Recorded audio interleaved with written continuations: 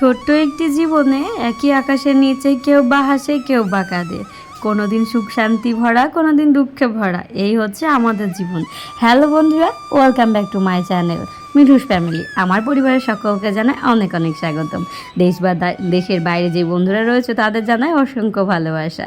তো বন্ধুরা, সকলে কেমন আছে? আশা করি অনেক ভালো আছো, আমরা অনেক ভালো আছি, ভালো এবং সুস্থ আছি বলে এই যে আবারও একটা ব্লগ নিয়ে হাজির হয়েছি।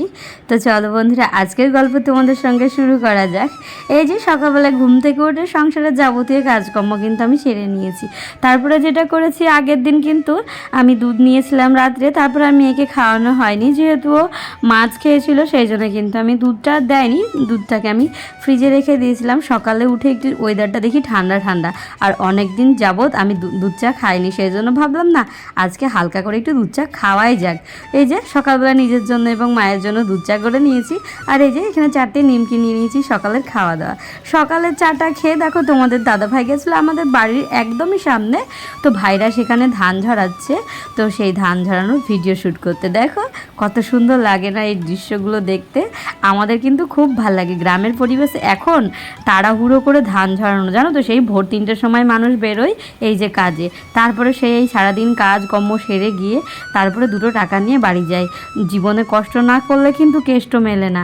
হয়তো কেউ ফ্যানের তলায় বসে টাকা ইনকাম করে, কেউ হয়তো এই রোদ্রুতে কাজকর্ম করে টাকা ইনকাম করে। কষ্ট কিন্তু সব কিছুতেই আছে।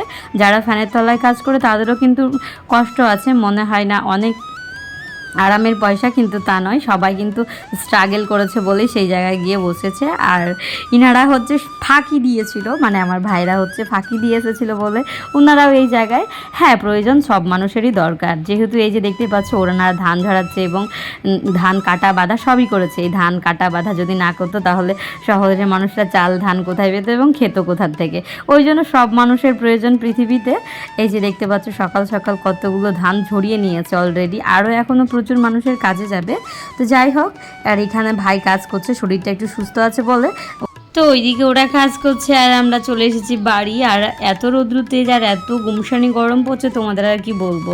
এই যে দেখো তোমাদের দাদাভাই আগের দিন কিন্তু মাছ এনেছিল, সেই মাছটা কিন্তু আমি আর রান্না করিনি, যেহেতু রান্নার পরে কোনো জিনিস এক্সট্রা চলে আসলে কিন্তু একেবারে বিরক্ত লাগে।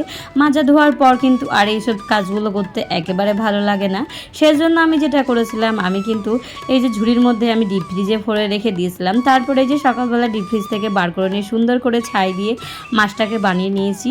আর হ্যাঁ, কোনো মাছ দেখবে ছাই দিয়ে যদি বানানো যায়, একটু গায়ে মাখানো যায়, তাহলে কিন্তু হাতটা পিছলায় না এবং সুন্দরভাবে কাটা হয়।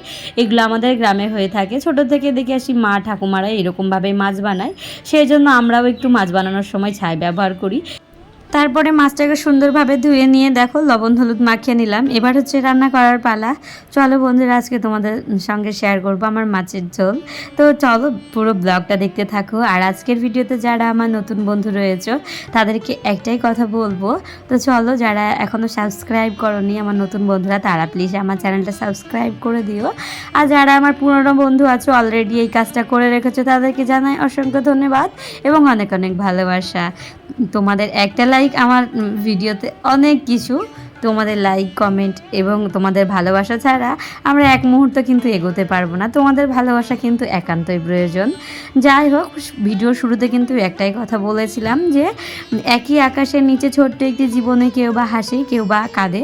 তো বিশ্বাস করবে না, পরশুদিন এবং তার আগের দিন এত আমাদের দুঃখ হয়েছিল, তোমাদের কি বলবো, যেহেতু ভাইকে নিয়ে এবং নিজেরও একটা অ্যাক্সিডেন্ট হতে চলেছিল। তো সেই জন্য বলছি যে জীবনটা হয়তো তখন দুঃখে দুঃখে গেছিলো, কিন্তু এখন অনেকটা হ্যাপি এবং অনেকটাই ভালো লাগছে।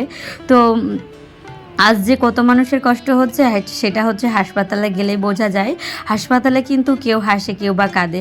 কারো ছেলে সন্তান জন্ম হলে তারা খুব আনন্দ পায় এবং কারো বাবা চলে যায়, কারো মা মারা যায়, কারো দাদা চলে যায়, এরকমভাবে মানে হাসপাতালের ওই করুণ দৃশ্যগুলো দেখলে না যেন একদম বাড়ি এসে মনটা একেবারে ভেঙে যায়। আর ওইসব দৃশ্য মনে হয় বুকের ভেতরটায় সহ্য করা যায় না, এত কষ্ট লাগে। তো যাই হোক, ওই জন্যই বললাম যে কেউ বা হাসে কেউ বা কাঁদে। তো বন্ধুরা দেখো এই যে আজকে রান্না করব আলু ডাঁটা দিয়ে এই বাটা মাছটার ঝোল। আর যেহেতু এত গরম পড়েছে একটু পাতলা পাতলা ঝোল করব। যেহেতু আলু মানে না আমাদের আলুটা ভালোবাসে, মেয়ে প্রচণ্ড ডাঁটা ভালোবাসে, সেই জন্য আমি ভাবলাম তোমাদের দাদাভাইকে বললাম যে দুটো ডাঁটা ভেঙে এনে দাও। তো ও না 4-5টা ডাঁটা ভেঙে এনে দিয়েছে, তো সবগুলোই আমি দিয়ে দিলাম। আর ডাঁটা রাখলে না শুকিয়ে যাচ্ছে, সেই জন্য ভাবলাম যখন ভেঙে নিয়ে এসেছে নষ্ট করে লাভ নেই, তরকারিতে দিয়ে দিই, খাওয়া হয়ে যাবে।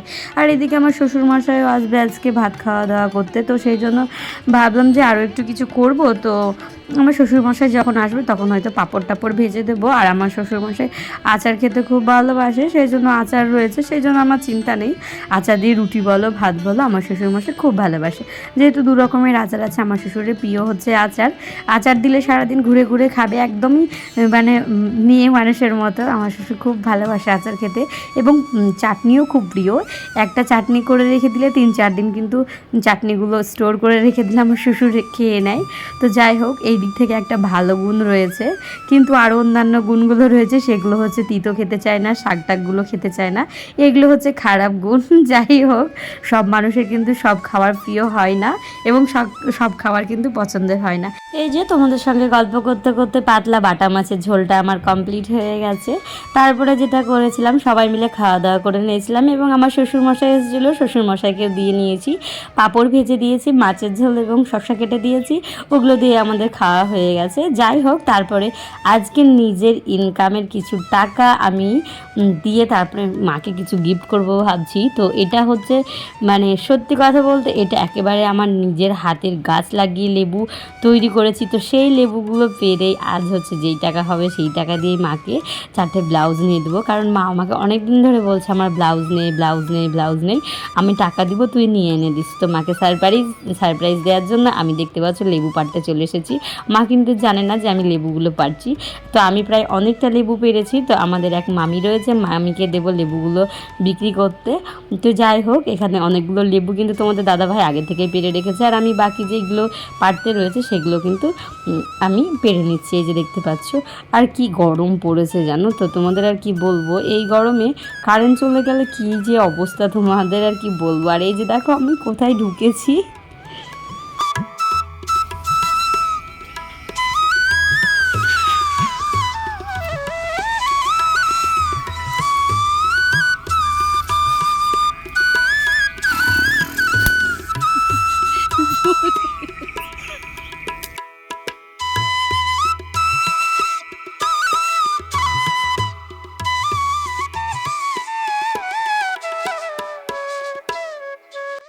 প্রায় 100-150 লেবু পাড়া হয়ে গেছে। আর এই যে ডালটা দেখছো কতগুলো লেবু।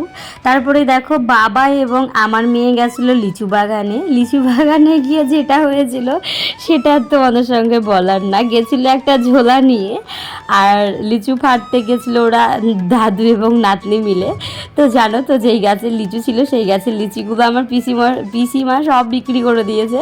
তো গিয়ে এই কটা লিচু পেয়েছে, আর গেছিলো একটা বড় ব্যাগ নিয়ে। যাই হোক, এই যে এই কটা লিচু এখন কাড়াকাড়ি করে সবাই মিলে খাচ্ছি, এবং প্রচুর রাগানো হয়েছে বাবাকে এবং মেয়েকে যে তোমরা গেছিলে একটা বড় ঝোলা নিয়ে আর এসেছে এই কটা লিচু নিয়ে। তো যাই হোক, বিকেলবেলা লিচু টিচু খাওয়ার পর এই যে সন্ধে পড়ে গেছে, সন্ধেবেলায় ঠাকুর দিয়ে তারপরে চলে এসেছি রুটি ভাজবো বলে উনুনে। আর এখানে রুটি ভাজা হবে 3টে পরিবারের রুটি একসঙ্গে ভাজা হবে, যেহেতু কাকিদের মাদের এবং আমাদের একসঙ্গে রুটি, মানে সবার আলাদা আলাদা ময়দা মেখে নেওয়া হয়েছে, তারপরে উনুনটা ধরিয়ে নেওয়া হয়েছে, যে যারটা আপন আপন অংশটা ভেজে নেবে। আর এইদিকে তোমাদের দাদাভাই কিন্তু ফ্যান ফিট করে দিয়েছে, ফ্যানের বাতাস কিন্তু সেটা আর গায়ে লাগছে না, উনুনে বাতাস লেগে আজটা কেমন উড়ে উড়ে যাচ্ছে, সেই জন্য ফ্যানটা কিন্তু অফ করে দিয়েছি। আর এইভাবে সন্ধ্যেবেলায় সবাই মিলে একসঙ্গে রুটি ভাজতে কিন্তু গ্রামের মধ্যে আমাদের খুব ভালো লাগে। আগে কিন্তু প্রায় দিনই মাদের এখানে সবাই মিলে একসঙ্গে রুটি ভাজা হতো, গল্প গুজব হতো, এবং একসঙ্গে কাজগুলো খুব তাড়াতাড়ি এবং খুব সহজে হয়ে যেত।